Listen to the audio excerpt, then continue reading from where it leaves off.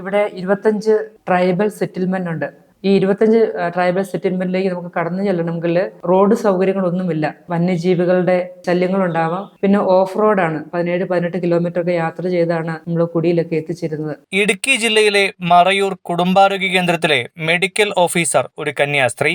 സത്യമാണ്, sisters of the destitute സന്യാസിനി സമൂഹത്തിലെ doctor sister Jean Rose SD ആണ് കേരളത്തിൽ സർക്കാർ ആശുപത്രിയിൽ മെഡിക്കൽ ഓഫീസറായി സേവനം ചെയ്യുന്ന ആദ്യത്തെ സന്യാസിനി.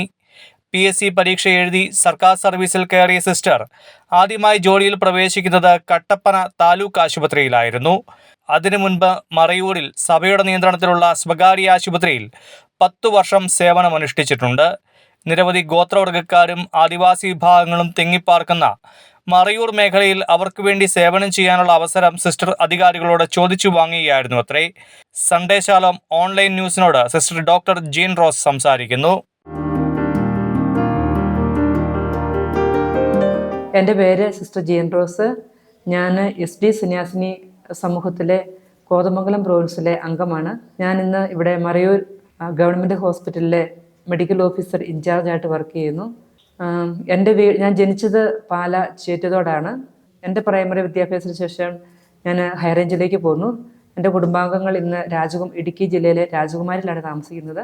എൻ്റെ ഹൈസ്കൂൾ പഠനകാലത്ത് എന്നെ പഠിപ്പിച്ചത് SD സിസ്റ്റേഴ്സായിരുന്നു.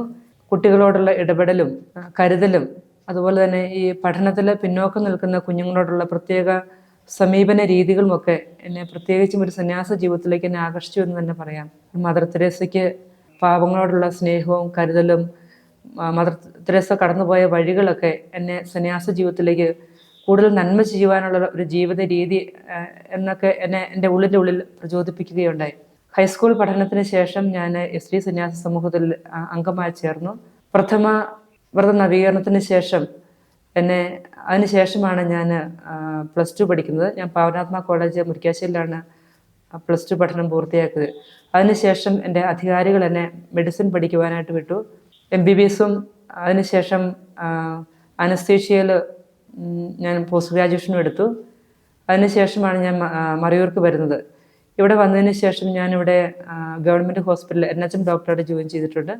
ആ കാലഘട്ടങ്ങളിൽ ഒത്തിരിയേറെ പാവങ്ങളുടെ ഇടയിൽ തന്നെ വർത്തിക്കുവാനുള്ള സാഹചര്യം എനിക്കുണ്ടായി.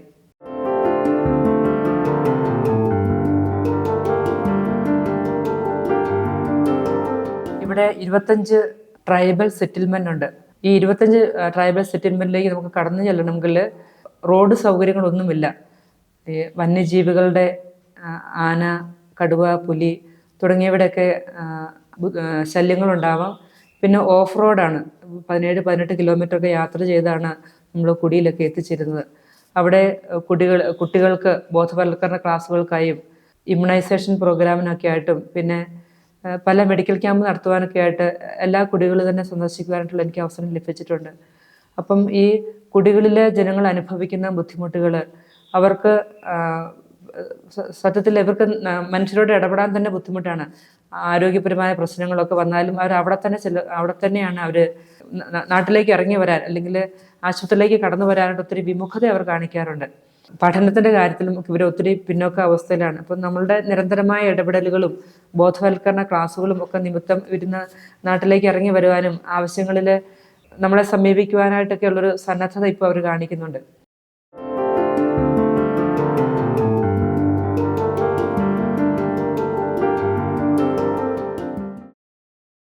നമ്മുടെ ആശുപത്രിയിൽ അനുദിനം ഒരു 200-ന് മുകളിൽ പേഷ്യൻസ് വരാറുണ്ട്.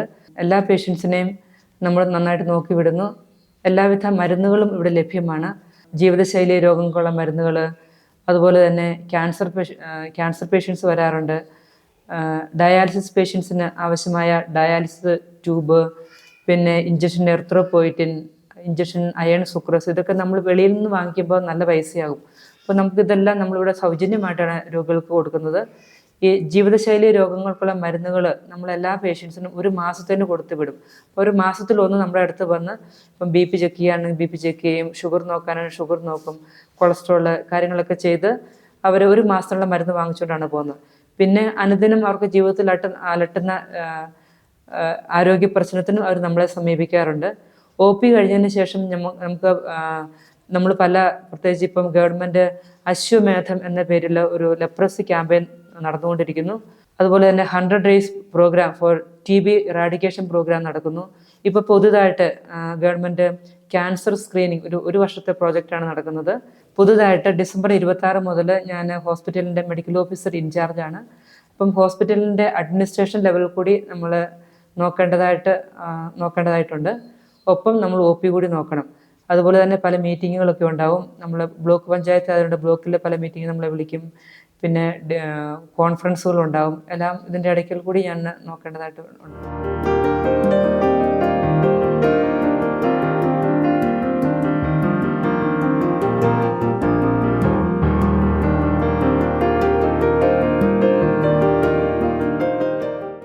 പുറ്റടി വണ്ടമേട് അവിടെ ഞാൻ ഒരു മാസത്തോളം ജോലി ചെയ്തുള്ളൂ. അതിനുശേഷം അധികാരികൾ ആരോഗ്യവകുപ്പ് എന്നെ കട്ടപ്പന താലൂക്ക് ആശുപത്രിയിലെ അനസ്തറ്റിസ്റ്റായിട്ട് നിയമിച്ചു.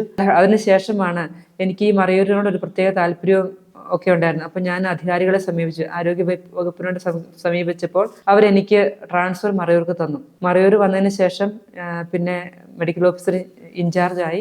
ഞാൻ മനസ്സിലാക്കുന്നിടത്തോളം നമ്മുടെ ഈ ഗവൺമെൻറ് ആശുപത്രിയെ മാത്രം ആശ്രയിച്ച് ജീവിക്കുന്ന ഒരു വലിയ ഭൂരിഭാഗം ജനങ്ങൾ ആ ആശുപത്രിക്ക് ചുറ്റുമുണ്ട്. പ്രത്യേകിച്ചും പല വിധത്തിലുള്ള ദാരിദ്ര്യാവസ്ഥയിൽ കൂടി കടന്നു പോകുന്നവരാണ് അവർ.